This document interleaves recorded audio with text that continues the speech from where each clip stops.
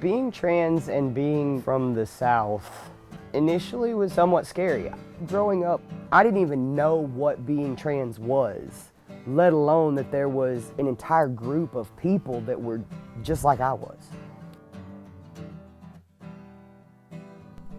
Most representation of the LGBTQ community centers around urban areas like New York City or San Francisco.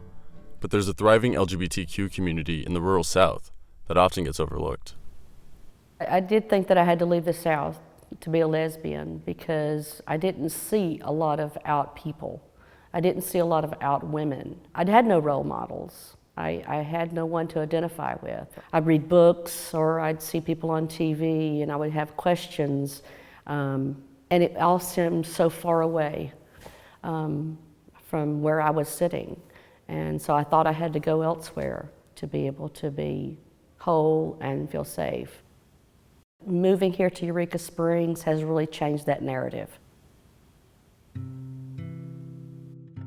In the heart of Northwest Arkansas, the small town of Eureka Springs has become a safe haven for LGBTQ people in the rural South. For folks who either can afford to or simply don't want to move to big coastal cities, Eureka Springs has become a necessary oasis in a region that's often characterized by its conservative politics.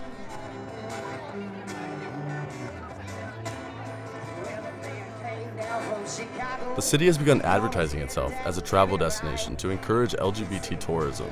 Every few months, Eureka Springs hosts a diversity weekend event where folks come from all over the region to celebrate and be themselves.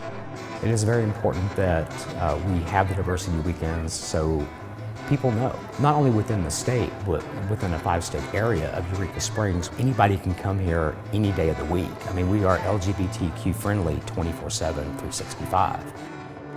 While members of the LGBTQ community can find refuge and acceptance in places like Eureka Springs or the nearby college town Fayetteville, Arkansas still has no legal protections against discrimination of queer and trans people.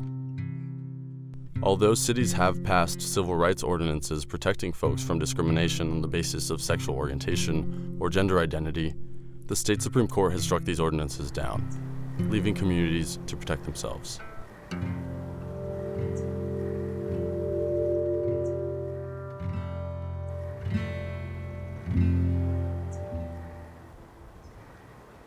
I think it's getting better, slowly but surely, but I definitely do think that it's still difficult to be trans and from the South, or to be anywhere on the LGBT spectrum and live in the South.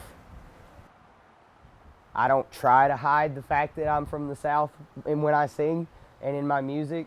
Yeah.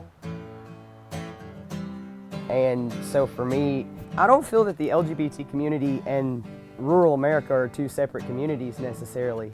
I think you will find LGBT people in rural communities. You may not necessarily be able to point them out.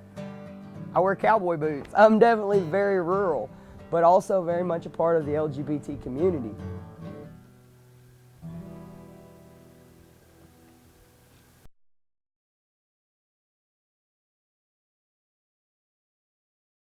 Hey, NBC News fans, thanks for checking out our YouTube channel. Subscribe by clicking on that button down here and click on any of the videos over here to watch the latest interviews, show highlights, and digital exclusives.